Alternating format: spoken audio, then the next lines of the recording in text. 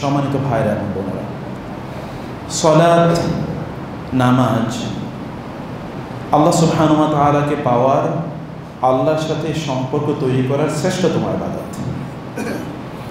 এটি কেবলমাত্র আল্লাহকে পাওয়ার জন্যই ইবাদত নয়, বরং আপনি যদি একটি পরিশীলিত জীবনযাপন করতে চান, পরিশুদ্ধ জীবনযাপন করতে চান, পবিত্র জীবনযাপন করতে চান, পাপ পঙ্কিলতা মুক্ত জীবনযাপন করতে চান, তাইলে there is no other way or better alternative ibadat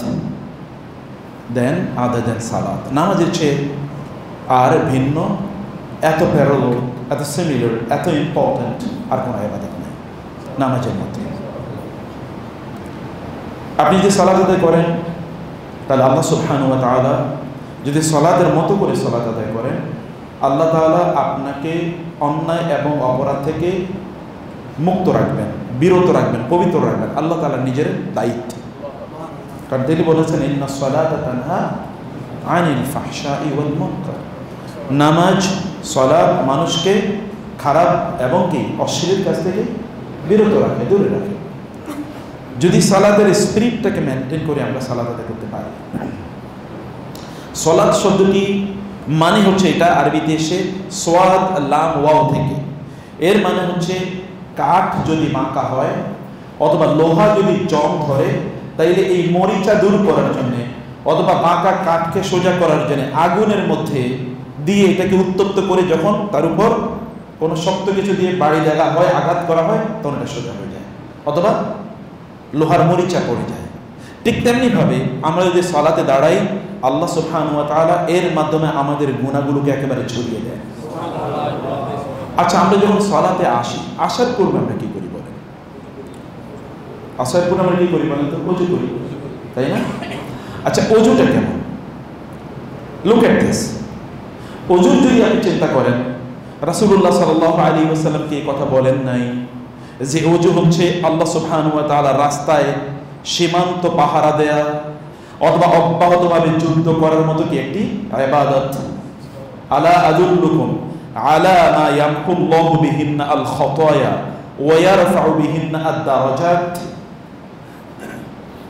রাসূলুল্লাহ সাল্লাল্লাহু আলাইহি ওয়াসাল্লাম বলেছেন, আমি কি তোমাদেরকে এমন কিছু ইবাদতের কথা বলবো না যার কারণে আল্লাহ তাআলা তোমাদের গুনাহগুলো মাফ করে দেবেন এবং যার কারণে আল্লাহ সুবহানাহু তোমাদের মর্যাদা বাড়িয়ে দেবেন?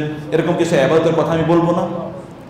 এরপর রাসূলুল্লাহ সাল্লাল্লাহু আলাইহি ওয়াসাল্লাম ওযুর কথা বললেন এবং আরেকটি হাদিস অনুসারে রাসূলুল্লাহ সাল্লাল্লাহু আলাইহি ওয়াসাল্লাম বললেন যে ইসবাগুল উযুই আলাল মাকারিহি ওয়া কাসরাতুল খুতা ইলাল মাসাজিদি ওয়া ইনতিজারুস সালাতি বা'দাস সালাত ফাযালিকুমুর রিবাত ফাযালিকুমুর রিবাত ফাযালিকুমুর রিবাত। অর্থাৎ তিনটা কাজই নামাজের সাথে সম্পৃক্ত, সালাতের সাথে। এটা হচ্ছে সীমান্ত, মুসলিম রাষ্ট্রের সীমান্ত পাহারা দেওয়ার জন্য অতন্দ্র প্রহরী যে সৈনিকরা অব্যাহতভাবে কাজ করে, তারা যে সওয়াব পায়, আপনি যদি এই তিনটি কাজ করেন তাইলে একজন সীমান্ত পাহারাদার প্রহরী মুজাহিদের মতো করে আপনি সওয়াব পাবেন। এবং সেই কাজটি তিনটেই সালাতের সাথে জড়িত। তোমাদের একটা কি? ইসবাগুল উযুই আলাল মাকারিহি, কষ্ট করে হলেও পরিপূর্ণভাবে ওযু করা। কষ্ট হচ্ছে, তারপরে পরিপূর্ণভাবে ওযু করা। কষ্ট বিভিন্নভাবে হতে পারে, যেমন খুবই শীত এই সময়, অথবা আপনার জামার আস্তিকটা একটু খুলতে একটু কষ্ট হচ্ছে, তারপর খুলে করছেন, ওযু করছেন, অথবা মুখের সব কিছু ধোয়া এবং পরিপূর্ণভাবে পা ধোয়া, এই কাজগুলো করতে আপনি হয়তো কোনো কারণে কষ্ট হচ্ছে, যে কোনো কারণে হোক, তো তারপর আপনি সেই কাজটি করছেন, আপনার মনে চাচ্ছে না, তারপরে করছেন। অবশ্য লাগতেছে, ওযু তো আছে, আবার ওযু করা দরকার কি, এরকম একটা মানসিকতা নিয়ে আপনি আছেন, কিন্তু আপনি ওযু করছেন। যদি আপনি ওযু করেন তাইলে এইরকম একটি সওয়াব, এবং ওযু করার পরে ওয়া কাসরাতুল খুতা ইলাল মাসাজিদ, আপনি মসজিদে বেশি বেশি আসছেন, অনেক বেশি পা ফেলে, মানে দূর থেকে আপনি মসজিদে এসেছেন, অথবা কাছেই আপনি মসজিদের কাছেই থাকেন এবং আপনি দ্রুত বেশি বেশি মসজিদে আসেন, 5 ওয়াক্ত সালাত জামাতের সাথে আদায় করেন মসজিদে, এইভাবে আপনার অনেক বেশি পদক্ষেপ আপনি ফেলেন, অথবা দূরে বাসা আপনার, তারপর আপনি মসজিদ ছাড়া জামাতে ছাড়া নামাজ আদায় করেন না। যেমনি ভাবে বানু সালামা গোত্র যখন ইহুদিরা মদিনার কাছ থেকে চলে যায়, তখন রাসূল সাল্লাল্লাহু আলাইহি ওয়াসাল্লামের কাছে এসে তারা বলেন, ইয়া রাসূলুল্লাহ, এখন তো মসজিদে নববীর আশপাশটা ফাঁকা আছে, আপনি কি আমাদেরকে অনুমতি দেবেন আমরা মসজিদে নববীর কাছাকাছি এসে থাকতে? তিনি বললেন, দিয়া আরাকুম আসারুকুম, দিয়া আরাকুম আসারুকুম, তোমাদের বাড়ি ঘরে থাকো, তোমরা ওই দূর থেকে আসার কারণে, প্রত্যেকটা পদক্ষেপের কারণে আল্লাহ সুবহানাহু ওয়া তাআলা তোমাদের গুনাহ মাফ করে দেন এবং তোমাদের সওয়াব বাড়িয়ে দেন। দূর থেকে আসো, that is better for you, তোমরা দূর থেকে আসো, এটা তোমাদের জন্য ভালো, উত্তম। অথবা আপনি পদক্ষেপ পা ফেলে ফেলে মসজিদে আসছেন, কত পা ফেলে আসছেন সেটি আল্লাহ তাআলাই কেবল জানেন, because you have not counted it down. হাদিস শেষে রাসূল সাল্লাল্লাহু আলাইহি ওয়াসাল্লাম বলেছেন, কোন ব্যক্তি যদি জুমার দিন আগে আগে মসজিদে আসে, বাসায় গোসল করলেন, সুন্দর জামা কাপড় পরলেন এবং খুশবু ব্যবহার করলেন, তেল ব্যবহার করলেন, সুন্দরভাবে তিনি মসজিদে আসলেন, সবার আগে তিনি আসবেন, তাইলে তার প্রত্যেকটা পদক্ষেপের কারণে আল্লাহ সুবহানাহু ওয়া তাআলা 1000 বছর তিনি ইবাদত করলে, রোজা এবং নামাজ পড়লে যে সওয়াব হবে, এই সওয়াব আল্লাহ তাআলা তার আমলনামায় দিয়ে দেবেন। আচ্ছা, এবার কত পদক্ষেপ আপনি এসেছেন বলেন? You never know, you have not counted, it is impossible. আপনি কি আর পা মাপেন নাকি যে কয় পা এসেছেন? আপনি তো মাপেন। আর এছাড়াও তো আপনারা এই হাদিস তো কতবার শুনেছেন যে ব্যক্তি প্রথম সময়ে আসে, প্রথম প্রহরে আসে, সেই জন্য আল্লাহ রাস্তায় একটা কি উট জবাই করে দান করে দিল, একটা উট জবাই করে দান করা 5, 6, 7 লাখ টাকার ইস্যু। আপনি এটা কেবল আগে মসজিদে আসলে হয়। অতএব আপনি মসজিদে আসার জন্য যে পদক্ষেপগুলো ফেলছেন, এগুলো আল্লাহ সুবহানাহু ওয়া তাআলার কাছে দুনিয়ার অর্থনৈতিক মানদণ্ডে এত দামি। কেবল একজন মুসল্লির কেবল কি আপনি নামাজ পড়ার জন্য এসেছেন, সালাতের জন্য, আর অন্য কোনো কাজে আপনি আসেন, কেবল সালাতের জন্য। এবং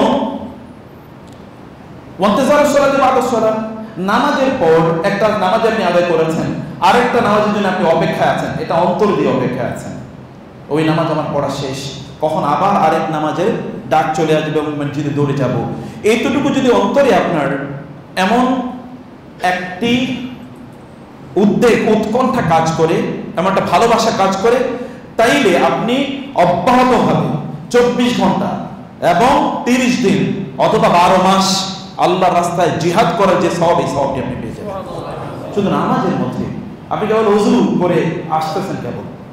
আচ্ছা, ওযুর বিষয়টা আপনি জানেন, রাসূল সাল্লাল্লাহু আলাইহি ওয়াসাল্লাম কথা বলেন নাই, তোমরা যখন ওযু করো, যখন ইযা তাওয়াদ্দা আল মুমিনু আও আল মুসলিমু, যখন একজন মুসলিম বা একজন মুমিন ওযু করে, ফাগাসসালা ওয়াজহাহু, তার মুখটা ধৌত করে, তখন কি হয়? খারাজাত যুনুবুহু, তখন তার ওই মুখ থেকে, চোখ দিয়ে যে দিকে তাকিয়েছিল, মুখ দিয়ে যে কথা বলেছিল, ইত্তকার যত গুনাহ আছে, ওযুর পানির সাথে এই সব গুনাহ বের হয়ে যায়। এবং একই ঘটনা তার হাতের জন্য, একই ঘটনা তার পায়ের জন্য। আমি এই আলোচনা যাচ্ছি সগীরা গুনাহ ও কবিরা গুনাহ। সগীরা গুনাহ কি হয়? ধীরে ধীরে কবিরা গুনাহ হয়ে যায়। যখন আপনি সগীরা গুনাহ থেকে নিজকে পবিত্র রাখবেন না, পরিশুদ্ধ রাখবেন না, তখন সিন্ধু মানে বিন্দু বিন্দু বালু থেকে কি হয়? মরুভূমি তৈরি হয় না? একেবারে বিন্দু বিন্দু পানি থেকে কি হয়? সমুদ্র তৈরি হয়।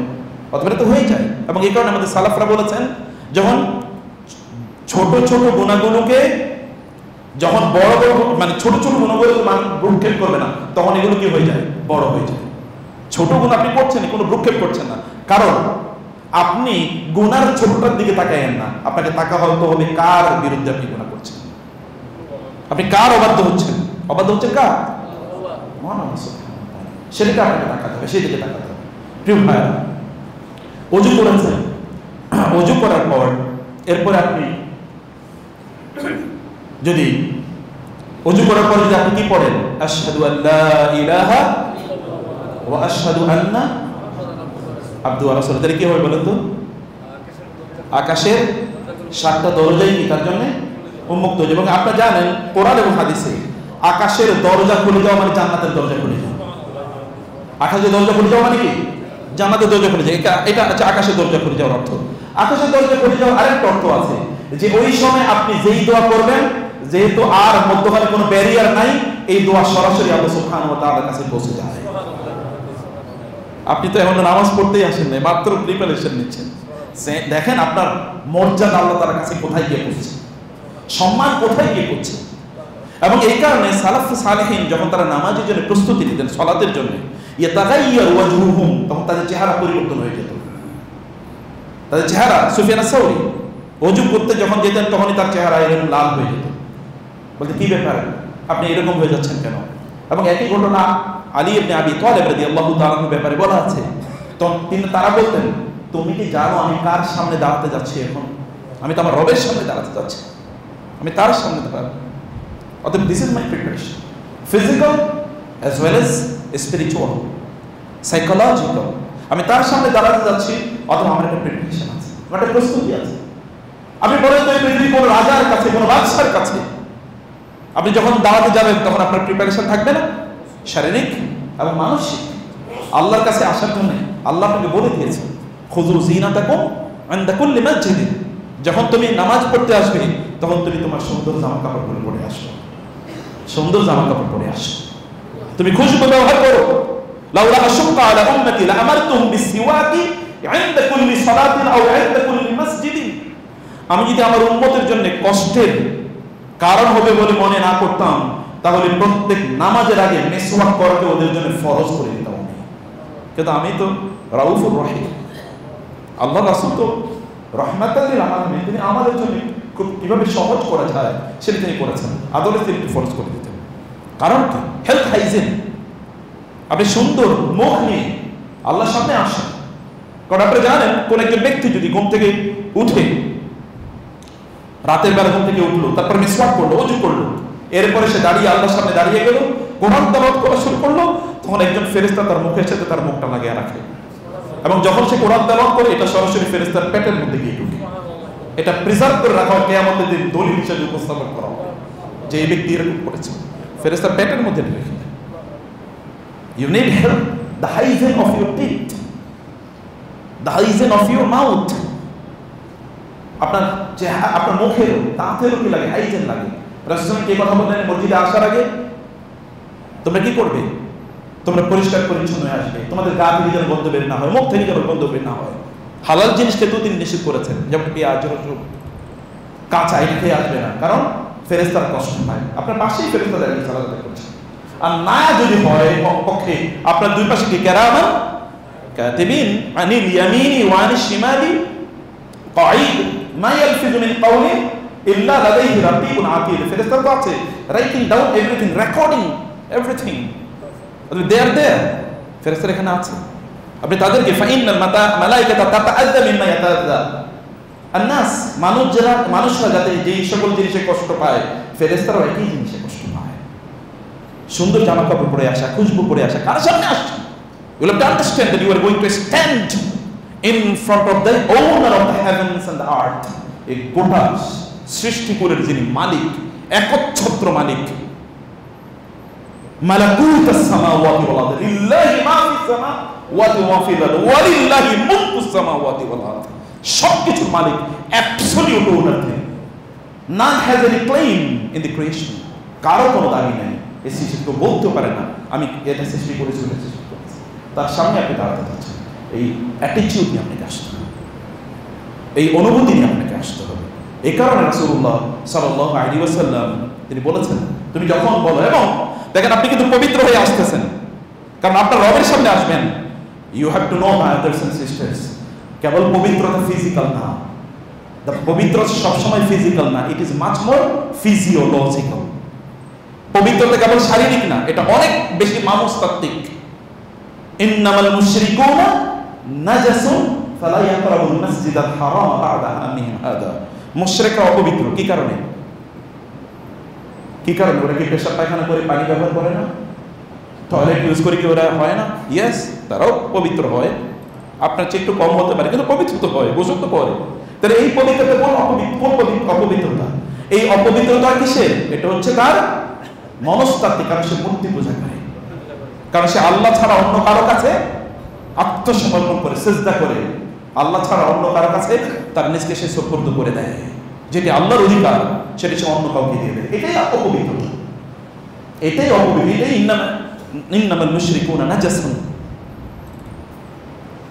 এবং আল্লাহ সুবহানাহু বলেছেন ইন্নামাল খামরু ওয়াল মাইসিরু ওয়াল আনসাবু ওয়াল আজলামু রিজসুম মিন আমালিশ শাইতান। এটা শয়তানের অপবিত্র কাজ। জুয়া, মদ এবং এই যে বেদিতে, পুজোর বেদিতে বিভিন্ন জিনিস উপহার দেয়া, প্রসাদ উপহার দেয়া এবং এই সকল কাজগুলো, এগুলো কি লটারি তৈরি করে, এগুলো সব হচ্ছে শয়তানের অপবিত্র কাজ। অতএব এগুলো শরিয়া বিরোধী সব কাজে অপবিত্র। আপনি কিন্তু পবিত্র হয়ে আসতেছেন, নামাজে পবিত্র হবেন কি তার আগ থেকে পবিত্রতা শুরু হয়ে গেছে আপনার, এবং আপনি বলছেন ওইখানে আপনি বলেন আল্লাহুম্মা জাআলনি মিনাত তাওয়াবিন ওয়া জাআলনি মিনাল মুতাতাহহিরিন। হে আল্লাহ, আপনি আমাকে তওবাকারীদের অন্তর্ভুক্ত করে নিন এবং পবিত্রদের অন্তর্ভুক্ত করে নিন। পবিত্র হয়ে আসতেছেন, আল্লাহ আপনাকে পবিত্র, কারণ তার ঘরে আপনাকে তিনি আনবেন। তিনি কি গুনাহ নিয়ে আসতে পারেন নাকি? নো, তিনি মর্যাদাপূর্ণ। তাবারাকাসমু ওয়া তাআলা জাদ্দুকা, আপনার রব তাবারাকা ওয়া তাআলা আম্মা ইউশরিকুন, আপনার রব মহান, ওয়া হুয়াল আলিয়্যুল কাবীর, তিনি মহান, তার উপরে কোনো কিছু নাই। লাইসা ফাওকাকা শাই ওয়া লাইসা দুনাকা শাই। আল্লাহুম্মা আনতাল আউওয়ালু ফালাইসা ক্বাবলাকা শাই ওয়া আনতাল আখিরু ফালাইসা বা'দাকা শাই ওয়া আনতাজ যাহিরু ফালাইসা ফাওকাকা শাই ওয়া আনতাল বাতিনু ফালাইসা দুনাকা শাই। আপনার রব, তিনি সর্বপ্রথম সর্বশেষ, তিনি প্রকাশ্য, তিনি গোপন, তার বাইরে কোনো কিছুই নাই, তার ইচ্ছার বাইরে কোনো কিছুর অস্তিত্ব থাকতে পারে না, সেটা যাই হোক না কেন। যখন তিনি চাইলেন তখন ইজাস সামাউ ফাতারাত ওয়া ইযাল কাওয়াকিবু তাসারাত, তিনি চাইলে এই আকাশের এই চমৎকার নক্ষত্রগুলি সব ধসে ধসে পড়বে, সব চূর্ণ বিচূর্ণ হয়ে যাবে। ওয়া ইযাল জিবালু সুয়িরাত ওয়া ইযাল ইশারু উতিরাত ওয়া ইযাল বিহারু ফুজ্জিরাত, সমুদ্রে আগুন ধরে যাবে এবং জঙ্গলের প্রাণীগুলো লোকালয়ে বের হয়ে আসবে।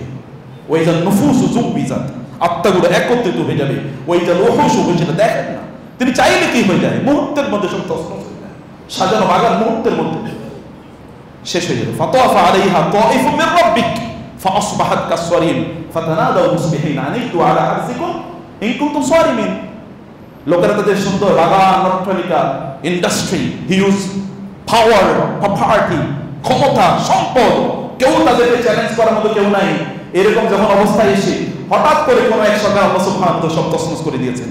গোটা পৃথিবীতে এরকম অবস্থা নাই। আজ ফেরাউন কি করেছে, মানে ইসরায়েলকে এবং ঈসা আলাইহিস সালাম, মুসা আলাইহিস সালামকে ধাওয়া করে লোহিত সাগর পর্যন্ত চলে এসে সে তো মনে করেছে সে ইনভিনসিবল, তাকে পরাজিত করতে পারে এই পৃথিবীতে এমন কোনো শক্তি নাই। আল্লাহ বলেন আসো, একটু সামনে আসো, তোমার জন্য আমি রেখে দিচ্ছি। সেটা কি? লোহিত সাগর, সাগরে ঢুকছে, একদল পার হয়ে গেছে, সবচেয়ে দুর্বলরা পার হয়ে গেছে, সবচেয়ে সবল ওখানে হাবুডুবু খেয়ে মারা যাচ্ছে। দিস ইজ দ্য উইল ওয়া মা তাশাউনা ইল্লা ইনশা আল্লাহ। আল্লাহ চাইলে, আল্লাহ সুবহানাহু ওয়া তাআলা চাইলে, আপনি যেটা চিন্তা করতে পারেন না সেটি আল্লাহ সুবহানাহু ওয়া তাআলা নসি। সম্মানিত ভাইরা, আল্লাহ পবিত্র করে আপনাকে আনতে চান, এবং তারও আগে আপনি দেখেন না, আপনি যখন আজান হয়, আপনি যখন আজানের কথা শোনেন, সার্ফেস আইনের অবস্থা কি ছিল? আপনি তো আজানের অপেক্ষা করেন। কোন একজন সালাফকে দেখা গেলে তিনি প্রস্তুতি নিচ্ছেন, অজু করছেন, বলে কি করবেন? অজু করছেন কেন? বলে নামাজ যাবো, মসজিদে যাবো, এখনো তো আজান দেয় নাই। বলে আমার রব ডাকার পরে তার সামনে গিয়ে আমি হাজির হই, এটা আমার লজ্জা। উনি ডাকলে এরপরে যাবো, উনি ডাকার আগে, আমি তো ডাকার আগে উনি আমাকে সব দিয়েছে, উনি ডাকলে আমি কিভাবে চাই? উনি ডাকার আগে আমি তার কাছে গিয়ে উপস্থিত চাই। এটা আমার কমপক্ষে token of my appreciation, acknowledgement. তিনি যে আমাকে দিয়েছেন তার জন্য আমি একটু কৃতজ্ঞতা আদায় করছি। এর চেয়ে বেশি কিছু আমার করার না, আমি তো দুর্বল, আমি এর চেয়ে বেশি কি করবো? এই কারণে তিনি ডাকারে আমি মসজিদে গিয়ে উপস্থিত হয়েছি, আমি তার সামনে গিয়ে উপস্থিত হয়েছি, আমি তাকে দেখাতে চাই আল্লাহ আমি এতটুকু করতে পারি, আমি এতটুকু করতে। কিছু কিছু মানুষ তাদের মনের দিক থেকে তারা বিশাল বড় ধনী, কিছু কিছু মানুষ মনের দিক থেকে একেবারে ফকিরের চেয়ে ফকির, আফকারুন নাস, ফকিরের চেয়ে খারাপ মনের দিক থেকে। ঐশ্বর্যবানকে ইন্নামাল গিনা গিনান নাফস, আপনার অন্তরের দিক থেকে আপনি কতটা রিচ, কতটা ঐশ্বর্যবান, that matters in the ultimate accounting of Allah সুবহানাহু ওয়া তাআলা।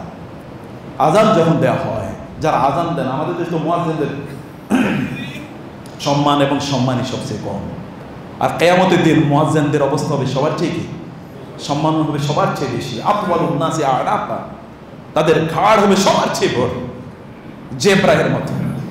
লোকেরা দেখলে বুঝবে যে এই হচ্ছে মুয়াজ্জিন। মুয়াজ্জিন যখন আজান দেয়, এই আজান শুনে যত লোক মসজিদে নামাজ পড়তে আসে তত লোক যা সওয়াব পায়, এই মুয়াজ্জিন একা ততটুকু সওয়াব পায়। সাহাবায়ে কেরাম বাইরে করেন, রাসূল সাল্লাল্লাহু আলাইহি ওয়াসাল্লাম বলেছেন, লোকেরা যদি জানতো মাফিন নিদাই ওয়াস-সাফিল আউয়াল সুম্মা লা ইয়াজিদু ইল্লা আন ইস্তাহামু লাস্তাহামু, লোকেরা যদি জানতো আজানের মধ্যে কি মর্যাদা আছে এবং প্রথম কাতারের মধ্যে কি মর্যাদা আছে, এবং তারা আজান দেওয়ার জন্য অথবা প্রথম কাতারে দাঁড়ানোর জন্য প্রতিযোগিতা অথবা লটারি ছাড়া কোনো উপায় ছিল না, তাইলে তারা প্রয়োজন লটারি করে আজান এবং প্রথম কাতারে দাঁড়ানোর জন্য চেষ্টা করত। আজান এবং প্রথম কাতারে দাঁড়ানোর জন্য। এখন আমাদের যদি বলা একটু আজান দিয়ে আপনি বলবেন তো, মানুষ মনে করে এটা তো একেবারে খারাপ কাজ। আমাদের অনেকে বলে আপনারা তো শুধু পড়াশোনাই করেন আর কিছুই তো করেন না। তাই আমি বলছি আচ্ছা ঠিক আছে ভাই, আমরা তো সবচেয়ে ছোট কাজটা করি, আসো তুমি বসে 1 ঘন্টা একটু পড়ো প্লিজ। বলেন না, এটা আমার পক্ষে সম্ভব না। ঠিক আছে, আমরা তো পড়ি সেটা 8-10 ঘন্টা পড়ি, আর কোনো কাম করি না। তো তুমি ঠিক আছে শুধু বসে একটা বই একটু পড়ে মাথা থেকে ওই মাথা, জীবনে কোনো এক মাথা থেকে ওই মাথা বই পড়েছো কিনা? না, তা পড়ি না। তো তুমি এটা কেন তো সহজ মনে করছো? শয়তান দ্বীনি কাজগুলোকে মনে করছে এগুলো তুচ্ছ, দেখে দিয়েছে মানুষের কাছে, আর দুনিয়ার কাজগুলো মহান করে দিয়েছে শয়তান। আল্লাহ সুবহানাহু ওয়া তাআলা যখন হাইয়া আলাস সালাহ হাইয়া আলাল ফালাহ বলা হয়, এটার মর্যাদা কি? ইমাম সাহেব বা মুয়াজ্জিন যখন আজান দেন, এই আজান শুনে যে ব্যক্তি মুয়াজ্জিন যা বলে হুবহু তাই বলে, মুয়াজ্জিন যা সওয়াব পাবে এই ব্যক্তি ঠিক হুবহু তাই সওয়াব পাবে। আপনি তো এখন মসজিদে আসেন নাই, আপনি এলিট ক্লাসের লোক, যদি মসজিদের সাথে আপনার অন্তরটা শুধু লেগে থাকে, সাবআতুন ইউযিল্লুহুমুল্লাহু তাহতা যিল্লিহি ইয়াওমা লা যিল্লা ইল্লা যিল্লুহু, 7 ধরনের লোক আছে যাদের কিয়ামতের দিন আল্লাহ তাআলা তার ছায়ায়, আরশের ছায়ায়, যেদিন সূর্য কেবল মাথার উপরে 1 মাইল দূরে থাকবে, আমাদের দেশে বলে 1 বিঘত, এটা 1 মাইল, মাইলুন কামাইলিন এসে হাদিস সহিহ হাদিসে। তো এতটুকু দূরে যখন থাকবে তখন আল্লাহ তাআলা একদল লোকের তার ছায়ায় আশ্রয় প্রদান করবেন। সেই লোক কারা? যাদের অন্তরটা মসজিদের সাথে লেগে থাকে। কি করে? মসজিদের ওয়াকলবু মুআল্লাকুম বিল মাসাজিদ, ওই ব্যক্তির অন্তরটা সবসময় মসজিদের সাথে লেগে থাকে। কখন যাবো মসজিদে, কখন যাবো মসজিদে, চটপট করতে থাকে। এরা আল্লাহ তাআলার কাছে এলিট।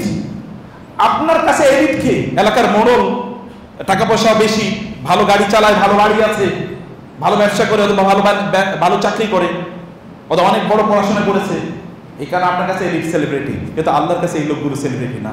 আল্লাহর কাছে সেলিব্রিটি হলো তারা যাদের অন্তরটা মসজিদের সাথে লেগে আছে।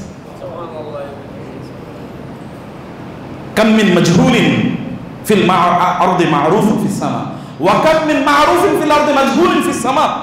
এমন অনেক লোক আছে দুনিয়ার লোকদের কাছে তারা সেলিব্রিটি, কিন্তু আসমানে যারা বসবাস করেন অর্থাৎ ফেরেশতারা এদের নামও জানে না। এবং ফেরেশতারা এই সকল ব্যক্তিদের নাম জানাটাকেও কি তাদের একটা পার্সোনালিটি, প্রেস্টিজ হিসেবে মনে করে। আরে এই সকল লোকের কিসের নাম জানবো, আর আমরা তার পেছনে পেছনে একটা অটোগ্রাফ নেওয়ার জন্য করি। আবার পৃথিবীতে এমন অনেক লোক আছে যাদেরকে কেউ চেনে না। আল খাফি, আল আখফিয়া, আল আবরিয়া, আল আতকিয়া, আল্লাহ রাসূল বলেছেন এরা কেউ তাদেরকে চেনে না। এমনকি কোথাও যদি যায় তাহলে কেউ গিয়ে জিজ্ঞেস করে ভাই কেমন আছেন, না গেলেও জিজ্ঞেস করে না ভাই ওই লোকটাকে যে দেখি না। মানে এইরকম সমাজে খুবই কি সাধারণ কেউ তার চেনে না। কিন্তু আল্লাহর কাছে তার মর্যাদা এইরকম, যদি আল্লাহর কাছে তার মুখ দিয়ে কোনো শব্দ বের হয় যে আল্লাহ আমি এটা চাই, এটা হোক, তাহলে আল্লাহ তাআলা তার জন্য এটা বাধ্যতামূলক মনে করেন। আমার এই বান্দার মুখ থেকে যেহেতু এটা বের হয়েছে, অতএব এটা হতেই হবে, হতেই হবে। এবং আল্লাহ তা করিয়ে দেন। প্রেস্টিজিয়াস পজিশন আল্লাহর কাছে এরকম মর্যাদা পাওয়া দরকার। একজন সালাত সর্বান্তঃকরণে করেন অন্তরের। অনেকে আমরা কেন এই আলোচনা করছি, আমরা আলোচনা করছি, আমরা বলছি যে এই মাস জুড়ে আমরা কেবল ইবাদতটা মানুষ কেন ফিল করে না, সেই জায়গাটা আমরা একটু আলোচনা করতে চাই। কেন মানুষ ইবাদত মানে ইবাদত মজা পায় না, সেটা এই কারণে আমাদের দ্বিতীয় আলোচনা সিরিজ গত খুতবায় আমরা এই বিষয়ে আলোচনা করেছিলাম। প্রিয় ভাই বোন, আপনি সালাতে আসবেন, আপনি সালাতে আসার পূর্বে দেখেন আপনার রব আপনাকে কেমন প্রিপেয়ার করে নিচ্ছেন, কেমন প্রিপেয়ার করে নিচ্ছেন। এবং হাদিসে রাসূল সাল্লাল্লাহু আলাইহি ওয়াসাল্লাম বলেছেন শুধু ওযুকেই আপনার গুনাহ থেকে আপনাকে মুক্ত করে নাও, ওযু আরেকটা কাজ করে। এবং সালাতের ওযুর এই দুটো এক একটা সালাতের সাথে সম্পৃক্ত যা আছে, এই দুটো যত কিছু আছে এই সব কিছুর দুটো রেজাল্ট আছে আলটিমেট। একটা হলো সব গুনাহ থেকে আপনাকে মুক্ত করে দেবে, এক পাপ মুক্ত মানুষ হিসেবে আপনাকে তৈরি করবে এবং আল্লাহর সামনে উপস্থাপন করবে। আরেকটা হলো আপনার জন্য আলোর ব্যবস্থা করে দেবে। নূর, আলো, নূর। আল্লাহ তাআলা আল্লাহু নূরুস সামাওয়াতি ওয়াল আরদ মাসালু নূরিহি কামিশকাতিন ফিহা মিসবাহ। আলোই তো সব। আলো ছাড়া তো আপনি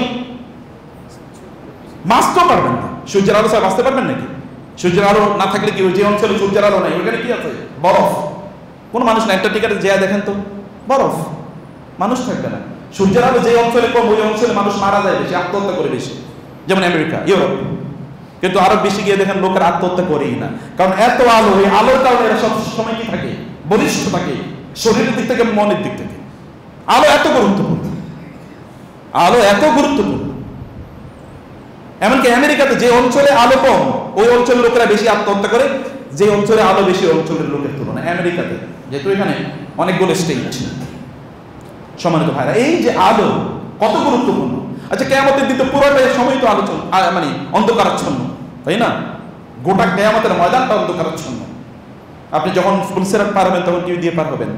আপনি কি শুনেন না আল্লাহ তাআলা বলেছেন, ইয়াউমা তারাল মুমিনিনা ওয়াল মুমিনাতি নূরুহুম ইয়াসআ বাইনা আইদিহিম ওয়া বিআইমানিহিম ইয়াকুলুনা রাব্বানা আতমিম লানা নূরানা ওয়াগফির লানা ইন্নাকা আলা কুল্লি শাইইন কাদির। এরপর ইয়াউমা ইয়াকুলুল মুনাফিকুনা ওয়াল মুনাফিকাতু লিল্লাযীনা আমানু উনজুরুনা নাকতাবিসু মিন নূরিকুম কিলা ইরজিউ ওয়ারাকুম ফালতামিসু নূরা। আল্লাহ তাআলা বলবেন কিয়ামতের দিন যখন পুলসিরাত পার হবে, হিসাব নিকাশের পাওয়ার, তখন অথবা হিসাব নিকাশের কোন একটা অবস্থায়, এরপরে বলবে যাও পুলসিরাত পার হয়ে, কারণ পুলসিরাত জাসর যেটাকে বলা হয়, সিরাত, সিরাত পার হয়ে আপনাকে জান্নাতে যেতে হবে, যাও। এখন তো সব অন্ধকারাচ্ছন্ন, যাবে কিভাবে? ভয়াবহ অন্ধকার, ভয়াবহ অন্ধকার। মাসালুহুম কামাসালিল লাযী ইসতাওকাদা নারান ফালাম্মা আদাআত মা হাওলাহু যাহাবাল্লাহু বিনূরিহিম ওয়া তারাকাহুম ফি যুলুমাতিন লা ইবসিরুন আও কাসাইয়্যিবিন মিনাস সামাই ফীহি যুলুমাতুন ওয়া রা'দুন ওয়া বারাক ইয়াজআলুনা আসাবি'াহুম ফি আযান মিন সাওয়াইক আযাল মাউত। সূরা বাকারার শুরু থেকেই আল্লাহ সুবহানাহু ওয়া তাআলা মুনাফিকরা তারা যে অন্ধকারের মধ্যে থাকবে দুনিয়া এবং আখিরাতে, সে কথা বলেছেন। সূরা আল হাদীদে আল্লাহ তাআলা বলেছেন, যারা মোমেন তার বাইরে যারা আছে তারা অন্ধকারের মধ্যে তারা পড়ে যাবে, অন্ধকার, এবং তারা পুলসিরাত পার হতে পারবে না। পুলসিরাত যখন তারা পার হতে যাবে দেখবে অন্ধকার, এবং দেখবে একদল লোক তারা কি লাইট নিয়ে, আলো নিয়ে চলে যাচ্ছে, আলো দিয়ে দেখে দেখে তারা চলে যাচ্ছে, আলোর গতিতে চলে যাচ্ছে। তখন তারা মুনাফিকরা অথবা অমুসলিমরা, কাফেররা, আপনার পরিচিত, আপনার বন্ধু বান্ধব, আপনার আত্মীয় স্বজন, তারা বলবে, ভাই উনজুরুনা নাকতাবিসু মিন নূরিকুম, একটু আমাদের দিকে তাকাও, একটু অপেক্ষা করো, তোমাদের ওইখান থেকে একটু আলো নেই। নাকতাবিসু মানে কি? আগুনের জন্য আপনি একটা কপি বা হারিকেন নিয়ে যান, ভাই একটু আলো দেন তো, ওই যে একটু আলো নিয়ে আসলেন। অথবা কোথাও একটা আলো জ্বালানো হয়েছে, ওইখান থেকে একটু কি দিয়ে আসলাই যে একটু হালকা আলো এনে তারপরে আপনি আপনার এখানে চুলা জ্বালানোর বা অন্য কিছু করেন, এটা বলে নাকতাবিস, একটা বাস, একটু আলো, হালকা একটু, আর আলো নিলে তো আলো কমে না। তখন তারপরে কিলা ইরজিউ ওয়ারাকুম, এই আলো শেয়ার করার মতো না, এটা শেয়ার করা যায় না। এই আলো এখানে পাওয়া যায় না, এটা পাওয়া যায় কোথায়? দুনিয়ায় নামাজ। তুমি তো নামাজ পড়ো নাই মিয়া, কিসের তোমার আলো? এই আলো ইট ইজ নট শেয়ারেবল, এটা শেয়ার করা যায় না। আয়েশা রাদিয়াল্লাহু তাআলা আনহার কাছে তার ভাতিজা মুহাম্মদ ইবনে আব্দুল্লাহ ইবনে আবি বকর তিনি আসলেন, এসে দেখলেন যে আয়েশা রাদিয়াল্লাহু তাআলা তিনি ফজরের পর ইশরাকের নামাজ আদায় করছেন। কিসের নামাজ? ইশরাকের নামাজ। দেখলেন যে সে ফুফু, একটু ছোট রুম তো, ওইখানে কোরআন তেলাওয়াত করছেন। ফুফু তো মাহরাম, মতে যাওয়ার কোনো সমস্যা নেই। গিয়ে দেখলেন যে ফুফু কি করছেন? কোরআন আয়াত তেলাওয়াত করছেন আর কাঁদছেন।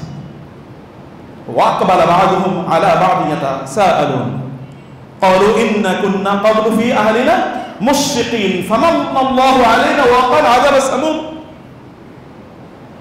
ইন্না কুন্না নাদউহু মিন ক্বাবল ইন্নাহু হুয়াল বাররুর রহিম। তিনি আয়াত পড়ছেন আর কাঁদছেন। আয়াত মানে কি? জান্নাতীরা একজন আরেকজনের কাছে যাবে, ইয়াতাসাআলুন, জিজ্ঞেস করবে আমাদের ওই বন্ধু কই, আমাদের ওই আত্মীয় কই, আমাদের ওই পরিচিত কই, ওই কলিগ কই, ওই বিজনেস পার্টনার কই, ওই এলাকাবাসী কই, ওই নেতা কই, ওই ফলোয়ার কই। তারা দেখতে পাচ্ছেন, তারা পরস্পরকে জিজ্ঞেস করবে। তখন তারা বলবে ইন্না কুন্না ফি আহলিনা মুশফিকিন, আরে দুনিয়ায় আমাদের পরিবারে, আমাদের বাসা বাড়িতে যখন আমরা ছিলাম, দুনিয়ার জীবন যখন করেছিলাম, তখন তো আমরা খুব আতঙ্কিত ছিলাম, ভয়ে ছিলাম যে আমাদের জাহান্নামে যেতে পারি কিনা। কিয়ামতের অন্ধকার নিয়ে আমরা আতঙ্কিত ছিলাম, আমরা ফুর্তি ফ্যাশন ইত্যাদি নিয়ে ব্যস্ত ছিলাম না, আমাদের ভয় ছিল। আবার আমাদের রবের প্রতি আমাদের ভালোবাসা ছিল, এই কারণে ইবাদত করেছি, ভালোবাসার কারণে আর গুনাহ থেকে মুক্ত থেকেছিলাম কিসের কারণে? ভয়ের কারণে। এভাবে আমরা জীবনযাপন করেছি। ফামান্নাল্লাহু আলাইনা, এই কারণে আল্লাহ তাআলা আমাদের উপর অনুগ্রহ করেছেন। ওয়া ওয়াকানা আযাবাস সামুম, এই জাহান্নামের ভয়াবহ শাস্তি থেকে আল্লাহ তাআলা আমাদেরকে মুক্তি দিয়ে এই জান্নাতে স্থানান্তরিত করে দিয়েছেন। ইন্না কুন্না নাদউহু মিন ক্বাবল, আমরা দুনিয়া থাকতে তার কাছে বেশি বেশি দোয়া করতাম, নামাজ পড়তাম বেশি বেশি। এটা তিনি পড়ছেন এবং কাঁদছেন। তিনি বললেন যে, ভাতিজা বললেন মানে মুহাম্মদ, তিনি বললেন যে আমি ভাবলাম ফুফু নামাজ পড়ুক, তাহলে আমার একটু বাজারে কাজ আছে, বাজার থেকে ঘুরে আসি। আমি বাজারে গেলাম। বাজারে যাওয়ার পর আমি 1 ঘন্টা বাজারে বিভিন্ন কাজ করলাম। কাজ করে এসে আমি আবার ফুফুর সাথে, কারণ আমার একটু ওনাকে কিছু জিনিস জিজ্ঞেস করার আছে, এসে দেখলাম তিনি ওই একই আয়াত তেলাওয়াত করতেছেন আর কাঁদতেছেন। আমি ভাবলাম আচ্ছা ঠিক আছে, একটু পরে নামাজ পড়ি। আমি আরো 3 ঘন্টা দাঁড়িয়ে থাকলাম। এই 3 ঘন্টায় একই আয়াত পড়তেছেন আর কাঁদতেছেন, একই আয়াত পড়ছেন আর কাঁদতেছেন। নামাজ কারে করে? রাসূল সাল্লাল্লাহু আলাইহি ওয়াসাল্লাম স্ত্রীকে কেউ জাহান্নামে যাবে? উম্মাহাতুল মুমিনিন। আর রাসূল সাল্লাল্লাহু আলাইহি ওয়াসাল্লাম বলেছেন, কোন একজন নারী তার সর্বশেষ স্বামীর সাথে থাকবে, তার স্বামী জান্নাতে কোথায় থাকবে? আতি মুহাম্মাদানিল ওয়াসিলাতা ওয়াল ফাদিলা ওয়াবআসু মাকামান মাহমুদ, মাকামে মাহমুদে থাকবে। তার জন্য আল্লাহ তাআলা জান্নাতে এমন অট্টালিকা তৈরি করে রেখেছেন, এটা আর কারো জন্য তৈরি করা হয় না, এটা আর কাউকে দেওয়া হবে না। সেই জায়গায় তার স্ত্রী তার সাথে থাকবেন। তিনি কাঁদতেছেন এবং এই হাদিসে বর্ণনা হচ্ছে 4 ঘন্টা 2 রাকাত নামাজ, ওই যে ইশরাকের নামাজ পড়ছেন এবং আয়াত পড়তেছেন। সাঈদ ইবনে মুসাইয়্যিব বিখ্যাত তাবী, তিনি বলছেন আমার জাহান্নামের কথা, কিয়ামতের ময়দানে যে অন্ধকারের পরিবেশ হবে সেই কথা আমার মনে পড়ার কারণ, সেটা আমি জানার পর থেকে 40 বছর পর্যন্ত এমন কখনোই হয় নাই যে মুয়াজ্জিন আযান দিয়েছে কিন্তু আমি মসজিদের বাইরে, মুয়াজ্জিন আযান দিয়েছে আমি মসজিদের বাইরে, কখনোই ঘটে নাই। আমি মসজিদে, তারপরে মুয়াজ্জিন আযান দিয়েছে, মানে মুয়াজ্জিন আযান আগে আমি মসজিদে পৌঁছে যেতাম।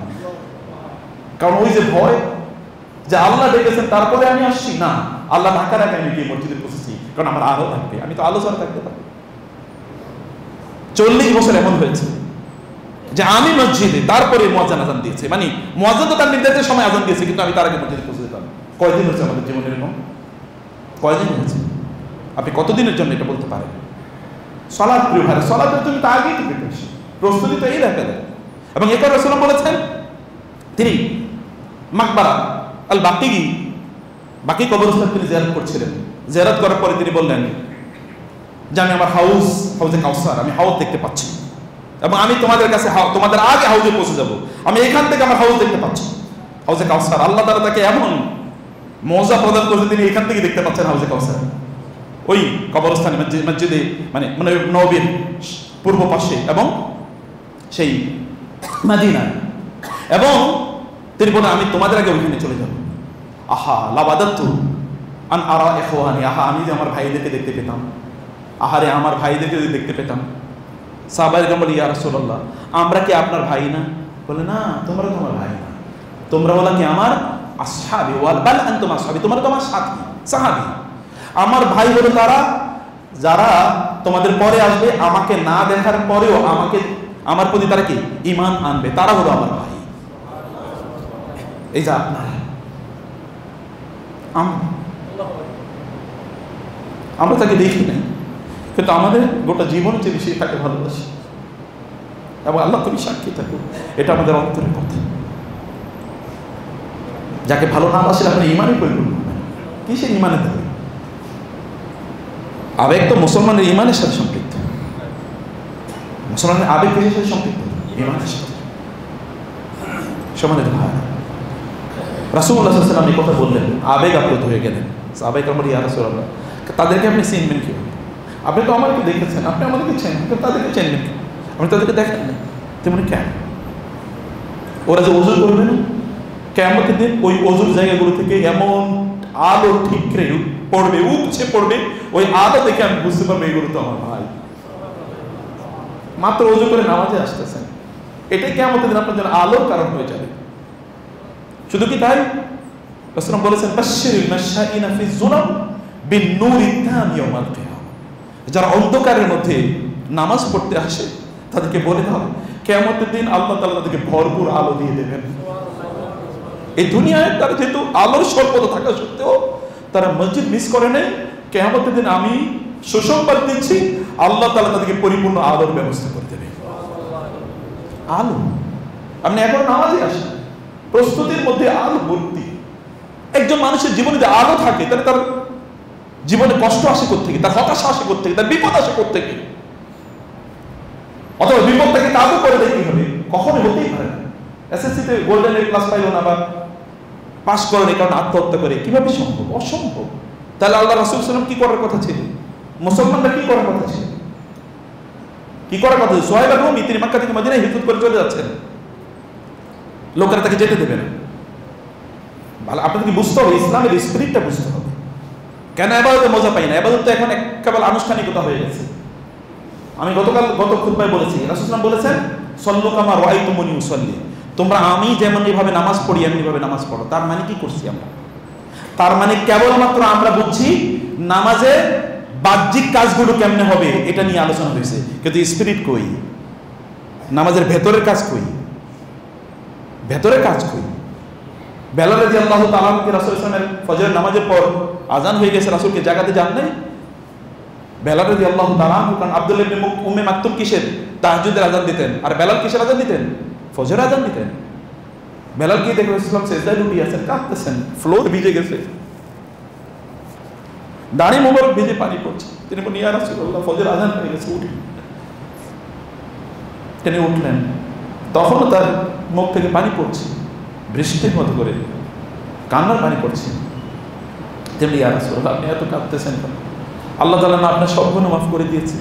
তিনি বলেন, বেলাল, আজকে রাতে আমার উপর এমন আয়াত নাযিল হয়েছে যে আয়াতগুলো পড়ার পর চিন্তা করবে না ওর যে কি বিপদ হবে, আমি সেই আমার উম্মার জন্য আমি কাঁদতেছি, আমি ওই টেনশনে কাঁদছি।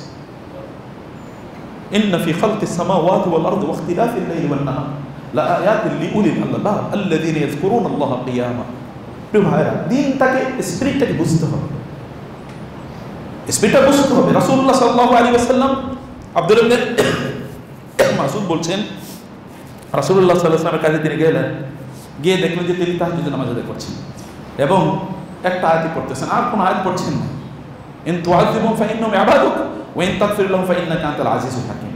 আল্লাহ, আপনি যদি আমার উম্মতের মানুষদেরকে ক্ষমা করে দেন তাহলে তো আপনারই বান্দা, আর যদি আপনি শাস্তি দেন তাহলে আপনার শাস্তিকে প্রতিহত করতে পারে এমন ক্ষমতা কার আছে?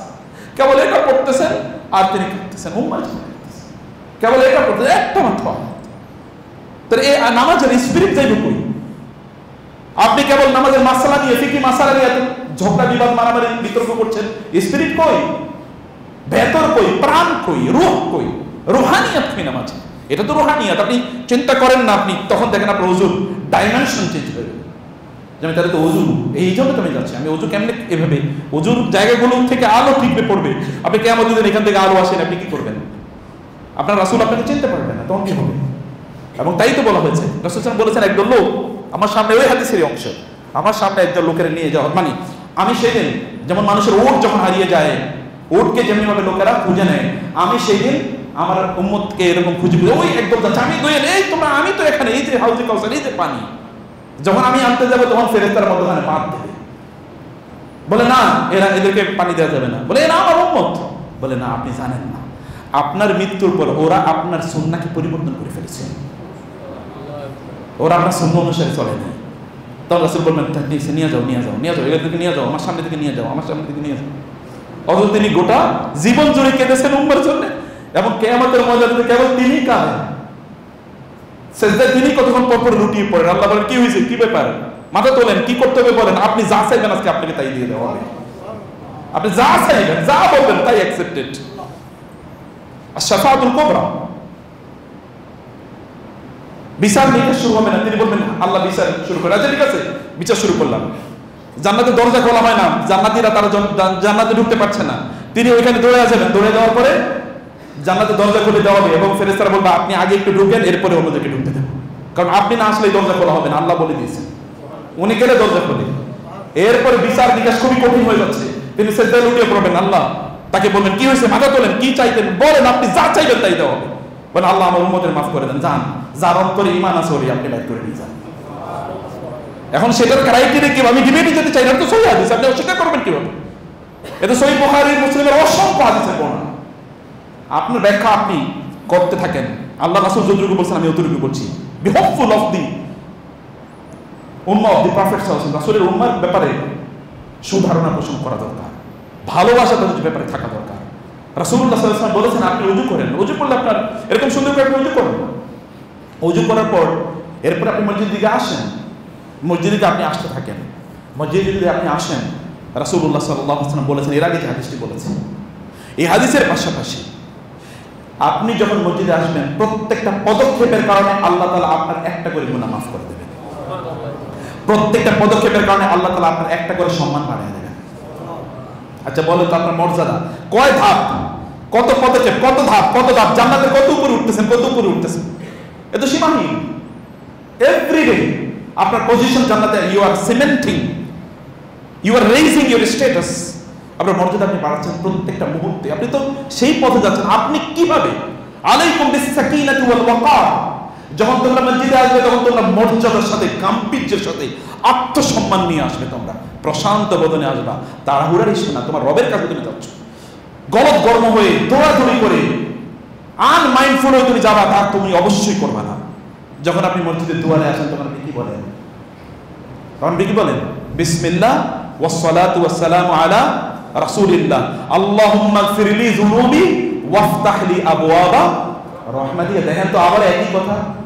আপনি আল্লাহর নামে রাসূলের উপর দরুদ পড়ে ডান পা দিয়ে মসজিদে ঢোকার পর আপনি বললেন আল্লাহ আল্লাহুম্মা গফিরলি যুনুবি, আল্লাহ আমার গুনাহগুলো মাফ করে দেন। আবার গুনাহ মাফ। এতক্ষণ কি আসিব আমি জানি না, এতক্ষণ তো সব ঝরে যাওয়ার কথা। যদি এরপরে যদি আল্লাহ বলেছেন আবার তুমি মসজিদে ঢোকার আগে আমি তোমার সব গুনাহ মাফ করার ব্যবস্থা করে দিচ্ছি, তুমি আমার সামনে দাঁড়াবা, গুনাহ নিয়ে যেন তোমাকে না দাঁড়াতে হয়। আসো তুমি, আমি এরকম পরিস্থিতি। আপনি বলেন আল্লাহুম্মা গফিরলি যুনুবি, এটা সহিহ হাদিস। আপনি এটা বলে মসজিদে ঢোকেন। আমরা কেবল বিসমিল্লাহ ওয়াসসালাতু ওয়াসসালামু আল্লাহুম্মা আফতাহলি আবওয়াবা রাহমাতিকা, নো, এর আগে এতটুকু সহিহ বর্ণনা, অতটুকু আপনি বলেন আল্লাহুম্মা গফিরলি যুনুবি, আল্লাহ আমার গুনাহগুলো মাফ করে দেন, এবং ওয়াফতাহলি আবওয়াবা রাহমাতিকা, আপনার রহমতের দরজাগুলো উন্মুক্ত করে দেন। মসজিদেই তো মূল ব্যবসা। ব্যবসা বাইরে কিসের ব্যবসা করেন? হাল আদুল্লুকুম আলা তিজারাতিন তুনজিকুম মিন আযাবিন আলিম, do business with the creator. সোহাবা রুমির কথা আমি বলছিলাম না, মক্কা থেকে মদিনায় হিজরত করে যাচ্ছেন, কুরাইশরা ধরল যাওয়া যাবে না, বলে ভাই যাইতে দাও, বলে না যাওয়া যাবে না, বলে তাহলে আসো তোমাদের সাথে চুক্তি করি। চুক্তি কি? চুক্তি হলো তোমরা তো জানো আমি বড় ব্যবসায়ী, মক্কায় আমার অনেক টাকা পয়সা আছে, আমি ওগুলো লুকিয়ে দিয়েছিলাম এক জায়গায়, তোমাদেরকে ওই জায়গায় টাকা পয়সার সন্ধান দেন, ওইখানে গিয়ে তোমরা এটা পাইবা, আর আমার মদিনায় যাইতে দাও, আমি সব তোমাদেরকে দিয়ে গেলাম, তারপর আমার যাইতে দাও। তারা জানে সোহাইব রুমি কোনোদিন মিথ্যা কথা বলবে না, বলে আচ্ছা ঠিক আছে। তারা তাকে ছেড়ে দিয়ে গেলেন। তার প্রচুর পরিমাণ সম্পদ লুকিয়ে রেখে গিয়েছিল, এগুলো তোরা ভাগটা করে নিয়ে গেছে। মদিনায় যখন গেলেন রাসূল সাল্লাল্লাহু আলাইহি ওয়াসাল্লাম সোহাইবকে দেখে বললেন রবিহাল বাইউ রবিহাল বাইউ ইয়া সোহাইব, সোহাইব তুমি তো আল্লাহর সাথে একটা ভালো ব্যবসা করছো, তুমি আল্লাহর সাথে একটা ভালো ব্যবসা করছো। তুই বলি হ্যাঁ ইয়া রাসূল, আমি আল্লাহর সাথে ব্যবসা করছি, আমার সব সম্পদ রেখে দিয়ে এসেছি, কিন্তু আমার ঈমান নিয়ে আমি আপনার কাছে চলে এসেছি, আমার ঈমান নিয়ে চলে এসেছি। ব্যবসা, ব্যবসা তো আল্লাহর সাথে করতে, ব্যবসা তো এখানে। কোথায় ব্যবসা করতেছেন আপনি? আজ ব্যবসার জায়গায় আপনি না এসে অন্য জায়গায় ব্যবসা করে লাভ হবে নাকি? কিসের ব্যবসা? আপনার যেই ব্যবসা আপনাকে জাহান্নাম থেকে বাঁচাতে পারবে না, ওই ব্যবসা তো আপনার জন্য কি খাসিরাত দুনিয়া ওয়াল আখিরা, যালিকা হুয়াল খুসরানুল মুবিন। এটা তো big loss, there is no profit, কিচ্ছু নাই, পুরোটাই লস। আপনি মসজিদে ঢুকলেন, আপনি মসজিদে ঢুকে এবার কি করবেন? মসজিদে ঢুকে সালাত আদায় করবেন, তাই না? নামাজ তো আপনি পড়বেন। আচ্ছা, নামাজে আপনি ঢুকলেন কি বলে? আল্লাহু আকবার বলে নামাজে আপনি ঢুকবেন। এসে তো আপনি নামাজে ঢুকবেন। আল্লাহু আকবার মানে কি? ওয়ারাব্বাকা ফাক্কাবির, আল্লাহই সবার চেয়ে মহান। ওয়া তাহরিমুহা আত-তাকবীর, নামাজে তাহরিম মানে অন্য সব কিছুকে হারাম করে দেওয়ার ঘোষণার নাম হলো কি? আল্লাহু আকবার। এখন ঘোষণা দেওয়ার পরে এবারে দোকানের হিসাব করলেন, এবার রাজনীতির হিসাব করলেন, বাসাবাড়ির আলোচনা আপনার মাথায় চলে আসলো। আল্লাহ সুবহানাহু ওয়া তাআলা আপনাকে যে পবিত্র করে নিয়ে আসলেন, আর আপনি এখানে দুইটাই অপবিত্র হয়ে যাচ্ছেন, মানে কি? আপনার সালাতের জন্য আপনার প্রিপারেশনের প্রস্তুতির প্রবলেম ছিল, আপনি ওইরকম মানসিকতা নিয়ে মসজিদে প্রবেশ করেননি, আপনি ওই অন্তর নিয়ে আপনার তাইলে অজুর মধ্যে প্রবলেম ছিল, আপনার নিয়তের মধ্যে প্রবলেম ছিল, আপনার প্রস্তুতির মধ্যে প্রবলেম ছিল, জামা কাপড়ের মধ্যে প্রবলেম ছিল, সুগন্ধির মধ্যে প্রবলেম ছিল, প্রস্তুতির প্রবলেম ছিল। এখন আপনি এখানে ঠিক মতো এসে পরীক্ষা হলে লোকেরা যখন যায় তখন তার প্রস্তুতিটা কি ভালো না থাকলে সব উল্টাপাল্টা হয়ে যায়, যেগুলো জানতো ওগুলো বলে যায়। কারণ সে তো দেখে অধিকাংশ আনকমন, মানে কমন পড়ে না, তখন সব ভুলে যায়। আপনি পরীক্ষার হলে আপনার তো এখানে হুনালিকা বিতুলিয়াল মুমিনুন, এখানে তো ঈমানদারের মূল পরীক্ষা। আলী রাদিয়াল্লাহু তাআলা আনহু নামাজের আগে আসার পূর্বে, আমি যেটা আগে বলেছিলাম, চেহারা লাল হয়ে যেত। লোকেরা থাকবেন ইয়া আলী আমিরুল মুমিনিন, আপনি সবসময় দেখি নামাজের আগে ওযু যখন করতে বসেন তখন চেহারা কেমন লাল হয়ে যায়। তিনি বলেন, দেখেন আমি যে আল্লাহ আমার উপর আমানত দিয়েছেন, ওই আমানতটা আমি ঠিকমতো পালন করতে পারবো কিনা, ওই পরীক্ষার মুখোমুখি হচ্ছি আমি। অতএব আমার তো টেনশন বাড়বেই। আল্লাহ বলেছেন, ইন্না আরাদনাল আমানাতা আলাস সামাওয়াতি ওয়াল আরদি ওয়াল জিবাল ফাআবাইনা আন ইয়াহমিলনাহা ওয়া আশফাকনা মিনহা ওয়া হামালাল ইনসান। আল্লাহ আমার উপর যে আমানত, এই আয়াতের ব্যাখ্যা আলী রাদিয়াল্লাহু তাআলা বলতেন, ইন্না আরাদনাল আমানাতা মান জাআল ইন্না আরাদনাস সালাত, আমি সালাত ফরজ করে দিয়েছিলাম মানুষের উপর, কিন্তু এগুলো কি তারা ঠিকমতো পালন করেনি। ইন্নাহু কানা যালুমান জাহুরা, ও জালেম, নিজের উপর জুলুম করেছে। আপনি ঠিকমতো নামাজ আদায় না করা মানে কার উপর জুলুম করলেন? কার উপর জুলুম করলেন বলেন? নিজের উপর করেন নাই, চোখ বন্ধ করলে বুঝবেন কার উপর জুলুম করছেন। শাস্তি ভোগ করবে কে? আপনার শাস্তি কে ভোগ করবে? ওয়ালা তাজিরু ওয়াজিরাতু ওয়াজরা উখরা ওয়াইলুল লিল মুসাল্লিন ফাওয়াইলুল লিল মুসাল্লিন আল্লাযীনা হুম আন সালাতিহিম সাহুন আল্লাযীনা হুম ইউরাউন। ফাওয়াইলুল লিল মুসাল্লিন, মুসাল্লির জন্যই তো এই ধ্বংস। কারণ সে তো আল্লাহর জন্য সে সালাত আদায় করে নাই, আল্লাহ তার ফোকাসে ছিল না, এই কারণে সে নামাজে মজা পায় না। সেইখানে তার অন্যদিকে মনোযোগ ছিল, সেখানে অমনোযোগ ছিল, সে বুঝে নেই যে নামাজের মধ্যে কোথায় আছে। প্রিয় ভাই, আপনি যদি মসজিদের প্রথম কাতারে আসেন, প্রথম কাতারে থাকেন, তাহলে আল্লাহ এবং আল্লাহর ফেরেশতারা আপনার জন্য, আল্লাহ সুবহানাহু ওয়া তাআলা আপনার উপর রহম নাযিল করতে থাকে, আল্লাহর ফেরেশতারা আপনার জন্য আল্লাহর কাছে দোয়া করতে থাকে। ইন্নাল্লাহা ওয়া মালাইকাতাহু লা ইউসাল্লুনা আলা মায়ামিনি সুয়ুফ আলা সাফিল আউয়াল।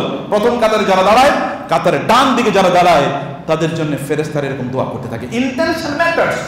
আপনি এসে প্রথম কাতারে জায়গা না পেলে আল্লাহ তাআলা আপনাকে সওয়াব দেবেন, কিন্তু আপনার নিয়ত নেই। আপনার নিয়ত হলো সবার পিছনে থাকা, তবে কি সওয়াব পাবেন? আপনি তো নিয়তের দিক থেকে একটু শিখুন। আপনি নিয়তের দিক থেকে এলিট ক্লাসের লোক হতে পারলেন না, নিয়তের দিক থেকে আপনাকে এলিট ক্লাসের মানুষ হওয়া লাগবে, আপনাকে ওই লেভেলে আপনাকে যাওয়া লাগবে।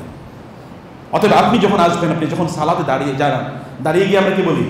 আল্লাহু আকবার, মানে হচ্ছে সব কিছু থেকে আল্লাহ মহান। কি মহান এই বিশাল সৃষ্টিকার, আল্লাযী খালাকা সাবআ সামাওয়াতিন তিবাকা, যিনি এই বিশাল শক্ত আকাশকে স্তরে স্তরে বিন্যাস করেছেন। আকাশ কতটুকু? বিশাল বড় বিমান যখন আকাশে উড়ে তখন এইটুকু পিচ্ছি দেখা যায়, তাহলে আকাশটা কত বড় বলুন তো।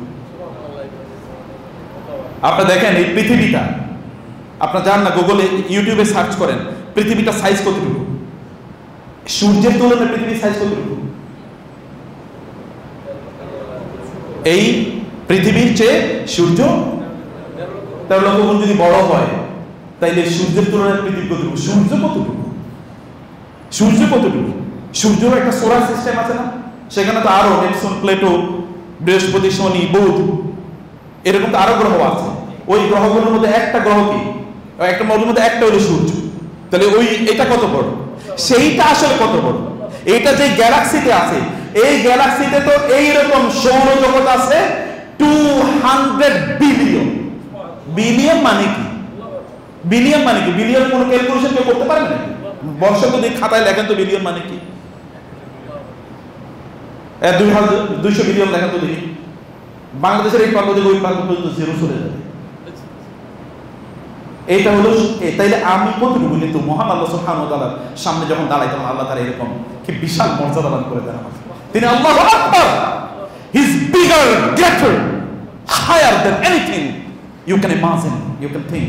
আপনি চিন্তা করতে পারেন সবকিছুর চেয়ে তিনি বড়। আর যখন আল্লাহ সুবহানাহু ওয়া তাআলাকে আপনি বড় মনে করবেন, মান তাওয়াদা লিল্লাহি রাফাআহু আল্লাহ। কেউ যদি আল্লাহকে বড় মনে করে, আল্লাহ তাআলা এবার মানুষের চোখে তাকে বড় করে দেন, ফেরেশতাদের চোখে তাকে বড় করে দেন। ফেরেশতারা ওই ব্যক্তিকে নিয়ে আল্লাহর কাছে গর্ব করে, আল্লাহ তাআলা ওই ব্যক্তিকে নিয়ে ফেরেশতাদের সামনে গর্ব করেন। লুক এট মাই সার্ভেন্টস, আমার এই বান্দাগুলোর দিকে তাকাও, দেখো আমার এই বান্দাগুলো, আমি ওদেরকে নিয়ে তোমাদের সামনে গর্ব করছি। আমার বান্দাগুলোর দিকে তাকাও, they have come to me with big hearts, বিশাল হৃদয় নিয়ে তারা আমার কাছে এসেছে। আপনি দাঁড়িয়ে কি বলেন? আল্লাহুম্মা বাঈদ বাইনি ওয়া বাইনা খাতায়া কামা বাআদতা বাইনাল মাশরিকি ওয়াল মাগরিব ওয়া নাক্কিনি মিনাল খাতায়া নামা ইউনাক্কা সাউবুল আবিয়াদু মিনাদ দানাস, মানে আপনি এটা বলেন না। এই যে আপনি বলছেন বিল মাই ওয়াসসালজি ওয়াল বারদ, আল্লাহ সব গুনাহ থেকে আপনি আমাকে মুক্ত করে দেন, আমি এবং আমার গুনার মাঝে আসমান এবং জমিন, পূর্ব এবং পশ্চিমের মতো দূরত্ব তৈরি করে দেন। আবারও আপনি পবিত্র হওয়ার কথাবার্তা বলতেছেন। পবিত্র হইতে হইতে হইতে একটা কাপড়ে ময়লা রাখলে 10-15 বার যদি এটাকে ধোয়া হয়, তারপর এখানে ময়লা থাকে কেমনে, কিভাবে থাকে? এবং আল্লাহ রাসূল তো এমনিই বলেছেন কমনলি যে কেউ যদি 5 বার গোসল করে তাহলে তার শরীরে কোনো ময়লা থাকে নাকি? সাহাবায়ে বলেছেন না, বলে ফাযালিকুম মিসলু সালাওয়াত, এটা হচ্ছে 5 ওয়াক্ত নামাজের উদাহরণ, কোনো গুনাহ থাকে না। আমরা তো নামাজের এখন স্পিরিটই যাইতে পারিনি। এর পরের আলোচনাটা হলো আরো মূল, যেখানে আপনি দাঁড়াচ্ছেন আপনার রবের সামনে, এখন আপনি কেমন মর্যাদা নিয়ে দাঁড়াবেন, এরপরে আপনি করবেন কি, ওই জায়গায় আপনাকে ঢুকতে হবে, নাই না মজা পাবেন না। নামাজ পড়তেছেন, প্রথম রাকাতে কি পড়ছেন এটা বুঝে নিন, আর কুল আল্লাহ আলাম এই কি বলে ইন্না আতাইনা কুল আল্লাহ দিয়ে নামাজ পড়তেছেন। অধিকাংশ আমরা স্টুডেন্টদেরকে জিজ্ঞেস করি নামাজ পড়ে কি বলে, স্যার কুল আউযু বিল ফালাক আর কুল আউযু বিল নাস দিয়ে নামাজ পড়ে, এটাই হচ্ছে। আবার কেউ কেউ আমাদেরকে এসে জিজ্ঞেস করে, স্যার শুধুমাত্র সূরা ফাতিহা দিয়ে নামাজ হবে না, সূরা ফাতিহা দিয়ে পড়লে নামাজ হবে না? আমি বলি হবে, বটে, তোমার জন্য হবে, এটা তোমার জন্য হলে, অন্য কারোর জন্য যদি নাও হয় তোমার জন্য হবে, কারণ তোমার যে পরিস্থিতি, সূরা ফাতিহা দিয়ে নামাজ পড়লে হবে কিনা এইটা জিজ্ঞেস করে। কেউ কেউ তো পারলে ওযু ছাড়াই নামাজ পড়ে, কারণ একবার আমাদেরকে টেলিভিশন, আমি আরও বলছিলাম, টেলিভিশনে লাইভে প্রশ্ন করেছে যে সুন্নত নামাজ পড়ার জন্য ওযু করা লাগবে কিনা, এটাও জিজ্ঞেস করছে লোকে। মহান আল্লাহ সুবহানাহু ওয়া তাআলা আমাদেরকে তার দ্বীন অনুসারে চলার এবং তার সালাতকে পরিপূর্ণভাবে বোঝার তৌফিক দান করুন। আকুলু কাওলি হাযা ওয়া আস্তাগফিরুল্লাহ লি ওয়া লাকুম ওয়া লিসাইরিল মুসলিমিন ফাস্তাগফিরুহু ইন্নাহু হুয়াল গফুরুর রহিম।